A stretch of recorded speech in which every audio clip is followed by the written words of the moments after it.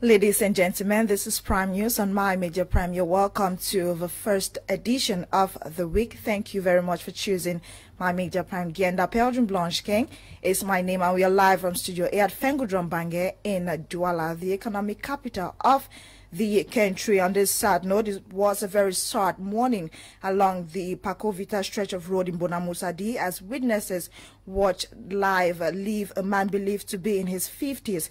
He was hit by a car at top speed while this morning during sports session. The man who was badly hit gave up at the spot. Details in the following report with Dolingonde. It was during the early hours of this Monday morning that this mammoth crowd clutched here in disbelief to this unfortunate incident. In yelling and mourning, both family members as well as well-wishers are left heartbroken following the sudden demise of this man lying dead on the cold tar. The cause of his death, according to eyewitnesses, is attributed to a reckless driver, owner to a private car, who was on top speed when he rode over the now deceased.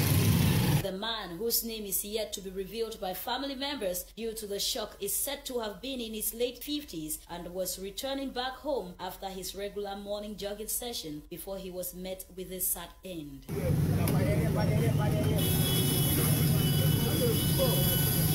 The incident, which occurred around the Pakovita stretch, also posed a head-on traffic as movements became relatively impossible early this morning. However, while some well-wishers were putting heads together to contact the forces of law and order, the family, on the other hand, had negotiated for a commercial taxi to transport the corpse to the mortuary, where it's currently deposited for burial arrangements while the perpetrator remains at large. We now talk about the visit of Minat Boss to the East region of the country. Minister of Territorial Administration Paul Atanganji was on a walking visit to Garabulai in the East region, where 4,500 new refugees from the Central African Republic have found refuge, as well as 150 Chinese operators fleeing new waves of violence. During the visit, Minister Paul Atanganji handed over President Paul Biya's special assistance to the troubled individuals. Eileen Sama in the following report. Minister Paul Atanganji's visit on Sunday to the host region of over 25,000 Central African refugees was timely, as he brought a special assistance package from the head of state to the distressed populations, including a group of Chinese business operators in the Central African Republic hit hard by the attacks from rebels in the Central Africa recently, who confiscated and looted all their properties and money. The Territorial Administration boss, while in Garabulai, held a working session with local administrative authorities focused on the security situation around the Cameroon Central African Republic border as the crisis worsens by the day.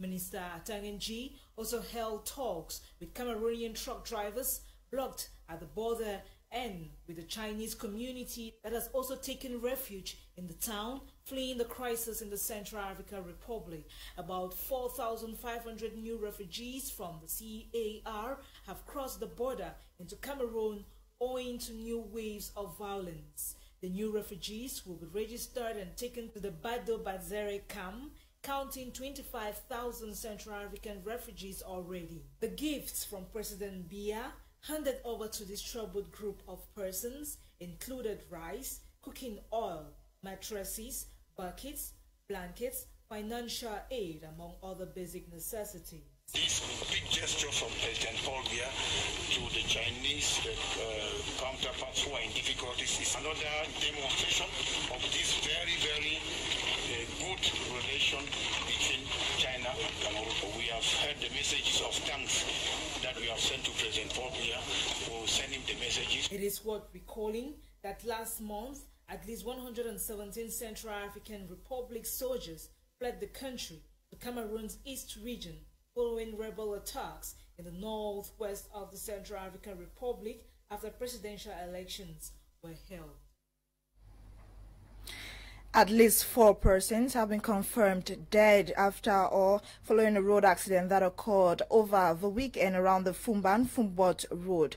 Our reporter Audrey Zatsa says the road accident was as a result of 2 cars colliding. Her report.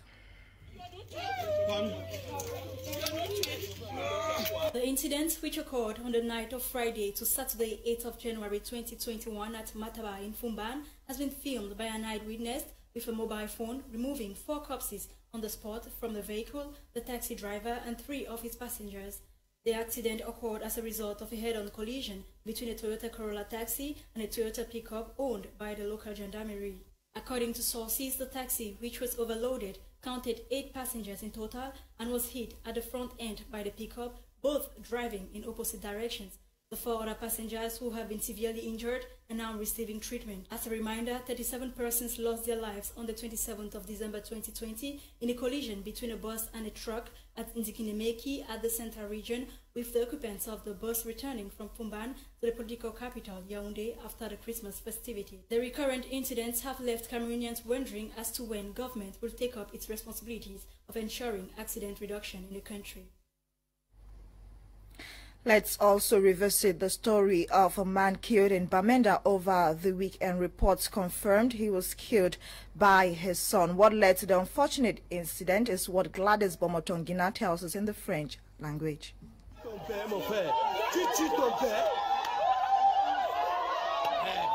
Un jeune homme âgé de 15 ans portera éternellement la mort de son père sur sa conscience.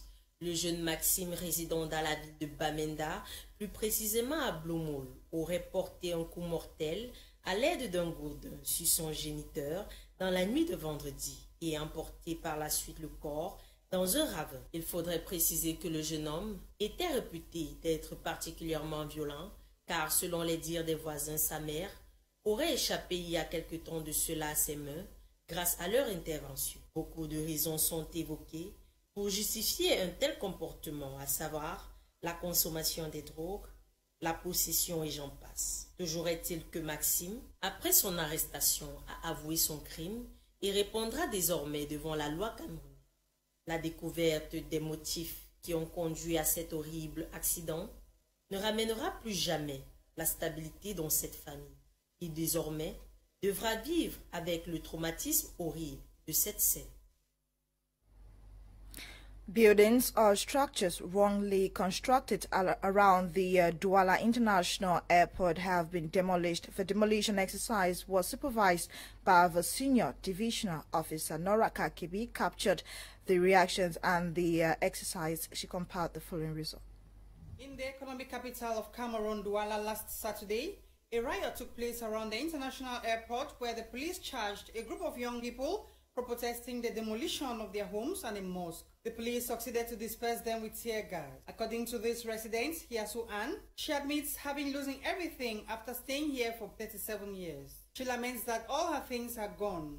She says the officials had told them they wanted to fix the airport because it is filthy, but they came in the morning and surprised them by demolishing their houses without any prior warning. Residents say the clearance operation started at about 5 a.m. Saturday, and according to the authorities, this is just the right way to give the airport area a facelift. Another resident affected by the demolition equally laments the frustration brought upon them by the exercise. He says that just like others, he has lived in this neighborhood for the past 30 years with his grown-up children.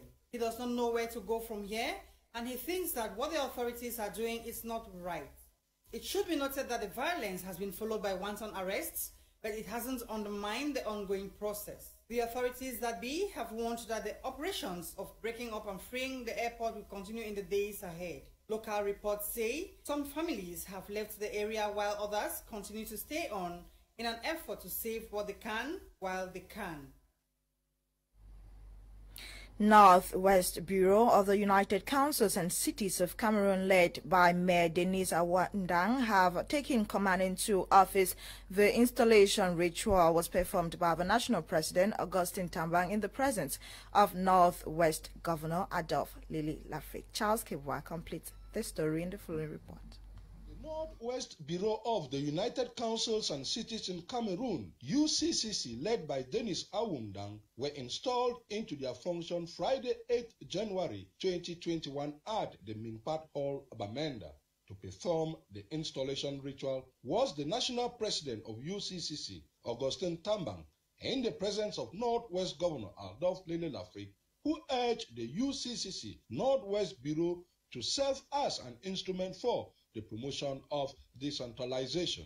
Augustine Tambang, UCCC National President, described the structure as a strong network of mayors whom, with the assistance of other stakeholders and experts, will improve on the living condition of the population. To UCCC Northwest Regional President Dennis Awundang, he is heading a team that is development-oriented. UCCC Northwest members have pledged towards revamping the economy of the region that has been greatly affected by the ongoing socio-political crisis. The mayor of Kumba 2 subdivision has relaunched the fight against COVID-19 in his municipality in the presence of the divisional officer for Kumba 2. The activities to fully establish anti-COVID-19 measures were launched. Details with Tamfu Sidwan Dimbia. The population of Kumba 2 municipality will again be expected to embark on another severe fight against the spread of COVID-19. This is following the launching of another phase of the fight against the coronavirus pandemic by the mayor of the municipality, Chief Mbachu Jacob K. During the launching on Monday, the 11th of January 2021, the mayor and his team of councillors, quarter heads and council workers disinfected the market, offices and other public places. Mayor Mbacho Jacob K believes that COVID-19 will not get into Kumba 2 municipality if all the barrier measures are carefully respected. COVID-19 really exists, and we must normally respect all the measurements put in place by the head of state, that we should respect social distance, then to wash their hands, use hand sanitizers, and now we have tried to put buckets, soap in all the junctions and area of the market and the municipality to be able to really take precaution about this dangerous pandemic disease. The divisional officer of the Kumba 2 subdivision, Mr. Edwin Kenyangwana, who was also in the field, says the population should respect the measures as recommended by the World Health Organization and a strong message from the head of state to combat the spread of COVID-19. With a strong message of the head of state on the 31st of December, we instructed that we should know the dangerous nature of this pandemic, of this illness, and that the population should be responsible and should respect the barrier measures put in place by government. The Kumba 2 municipality is well equipped to fight the pandemic as anti-COVID-19 kits are available and expected to be distributed in the various quarters in Kumba 2 subdivision. We stay with Tamfu Sidwan Dimbia. Some ex-refugees from Manyu Division who escaped to Nigeria due to the ongoing socio-political crisis have returned to a Umojok subdivision, Manyu Division of the southwest region of the country. These individuals abandoned their homes and moved over to Nigeria for safety when the Anglophone crisis escalated. They've been received warmly. Details with Tamfu Sidwan. Eyumunjok subdivision, Manyu division, southwest region of Cameroon. These are ex-refugees who escaped to Nigeria at the start of the armed conflict in the northwest and southwest regions. They were encouraged to return home by the mayor of Eyumunjok subdivisional council, who distributed the New Year gifts from the head of state, Paul Biya. The mayor, during the distribution of food items, beds, mattresses, soap, and many others, encouraged the ex-refugees to stay in Eyumunjok and start a new life. Those who went to Nigeria and stayed in various refugee camps and now have come back and have surrendered their cards willingly, we said they should have a fresh start. Those the things that President Paul Biya has sent to us to give to them, we are now distributing, and we're giving them a good ground for them to settle and start their lives all over. We are here to work with them, to let them know that as a people, we can solve and surmount the various challenges that we have. Some of the ex-refugees narrated their ordeals in the various refugee camps in Nigeria. I came from Nigeria, they take me for job, they pay me. Many of our people, they fall for that rice meal, they be born, the place is so they die. And when you die, the one go bury you, they go move one hole, put the other person, they can move your own drum outside, put the other person. So we pass through difficult. If they send that one money, say make our job. They will take and open their store there. They will suffer with. They may give me anything. Most of them were given wrong information about the security trends in the municipality and Cameroon as a whole. All the lies that they tell them, say you go, they go kill you, they shoot every day. You come out here, you want to reach the neighboring village, Sanaragati here, you hear different stories. What happened there today, you're not to know happen. They finally expressed joy after receiving calls from the mayor of the municipality to return to Cameroon. I've been very happy as one, not mayor. It become, once it become, I've been very happy. I don't know, I say no, our village not to know again. I just convinced so many people that say, better more come back for our village. The divisional officer of the subdivision, Mr. Eli Etoni, also stated that it is time for all the refugees in Nigeria to return home in order for them to build the subdivision together. Their place is not in the bush, they should come out of it, so that all of us will build this subdivision. We are going to direct them, we are going to lead them to succeed in life. As the distribution went on, Tufam Etaja promised to ensure that all the refugees from Eyomunjok municipality return home as he champions the operation Come Back to Eyomunjok. The traditional chieftaincies of Wunanango around Membia village in Boya has a new chief. Oscar Teke was chosen as chief-elect following consultative talks presided over by the deal for Boya Ababdu Rahman. This choice is, however, contested by some villagers on basis of fraud and illegitimacy of the chief-elect. Details with Clarice Ekowe. For being chief for the village. These are locals of Wunanango found in the Membia community area in Boya. They are sitting for their second consultative talk in view of the election of a third-class chief for the village. Present during this consultative talk is the DO for Boya Abba Abdurrahman, other administrative authorities, and traditional rulers from Boya. During this consultative talk, two candidates by names, Anthony Toti from the Maika Mito lineage and Oscar Teke from the Jombe lineage were presented by the kingmakers to the DO. The choice of Oscar Teke as candidate was contested by some villagers from the royal family who say Oscar Teke was earlier rejected by the village council to run for the chieftaincy stool, but surprisingly and fraudulently imposed himself. This boy don't want him to be chief in the number. The SGO receive us. You came, the SGO sent now, his approval letter was on the table, send it back to the DO here. But the DO should come for consultative talks, but he's forcing to be chief because he's trying to buy everybody. I never knew Pastor Eto'o. Is there no same thing to come and see me? Buy no more than that. When he came, he said he was sent to come and see me. I said what? He said they sent to come and see that he should give me 1 million francs. And I have one. An allegation the head of the Jombe family, represented by Pastor Hans Itwe, has refuted. He said I came to give him money, and he said I came to give. I don't have one plot here. I don't have one plot here. I'll give him land from where. So it was just false accusation. After due evaluation of documents and verbal argument presented by both contestants, Anthony Toti, whose royalty is maternally inclined, was rejected from contesting as chief. Given an Anthony by my grandmother, who was the only surviving daughter of that family. She was rejected on basis that she's a lady. But as I said, we have other villages which ladies as head of families, they take part in chieftaincy issue. They designate somebody, they give an Anthony, what I presented to them. Furthermore, to the new chief-elect of Wunanango, Oscar Teke, he says it is time to put aside all differences and collectively work to rebuild the Wunanango village. I want to thank God so much. If you look at the village Wunanango, it's that village that we have struggled to see how we can come back. Indeed, I believe by the grace of God, I will rally my people back, and then all of us will work as one. It should be noted that Wunanango is a village found within the Membia community area in Boya and was founded by Nango. The Association of English-Speaking Journalists, the Kamasesh Limbe chapter, voted in new executives over the weekend. After a hard day, the people finally chose Kuma Onorembom as president of the Limbe chapter. Mercy Mbiakum is the vice president. Sarang Kungo and Yvette Roland as secretary general of the association. These persons will run the affairs of the association, reviving the chapter that has been inactive for some time. Let's now join Fon Quinta for news-making stories in other African countries.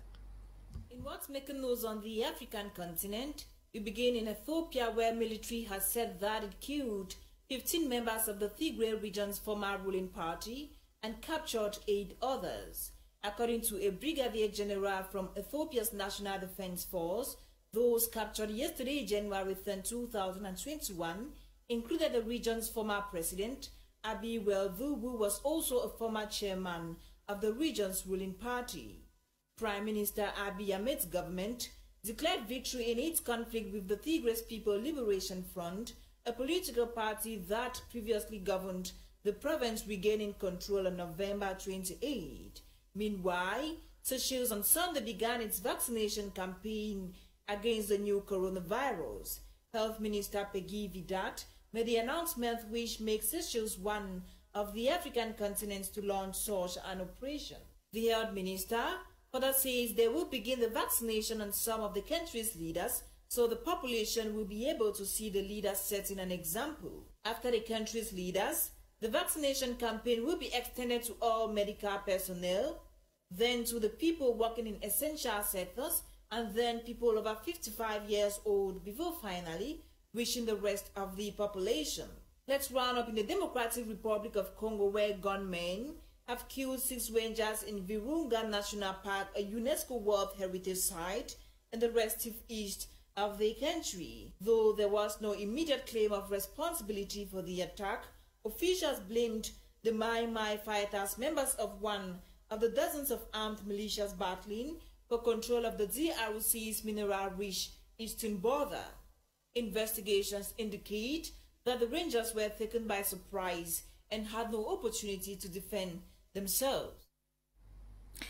Bokengo Kemia Worthy has world news. The World Health Organization has dispatched a team of international experts to Wuhan, China, to investigate the origin of the COVID-19 pandemic, which emerged in the central Chinese city of Wuhan in late 2019.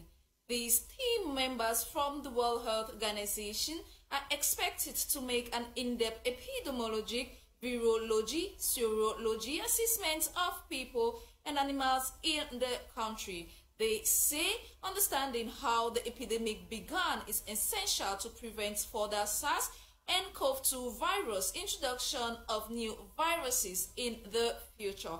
Across the globe, the virus have affected more than 90 million individuals and have taken the lives of more than 1.3 million persons.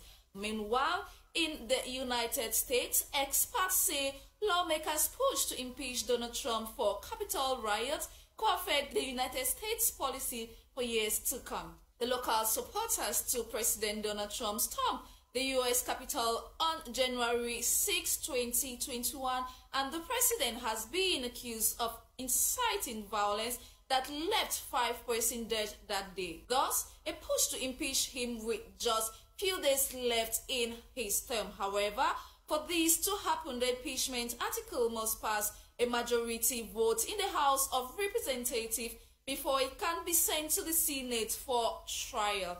Onto religion, the Roman Catholic Church changes its law to formally allow women to serve as readers, altar servers, and distributors of communion, but reaffirms that they cannot be priests. His Holiness Pope Francis says he is making the change to increase recognition of the precious contribution women make to the Roman Catholic Church. In Turkey, following recent WhatsApp updates in its privacy policy, which took Turks to Twitter objecting to it, the Turkish state's media urges Turks to use their local and national apps such as Beep, which gained more than 1.12 million users in 24 hours, boasting more than 53 million users worldwide when it surfaced into limelight yesterday, January 10, 2021.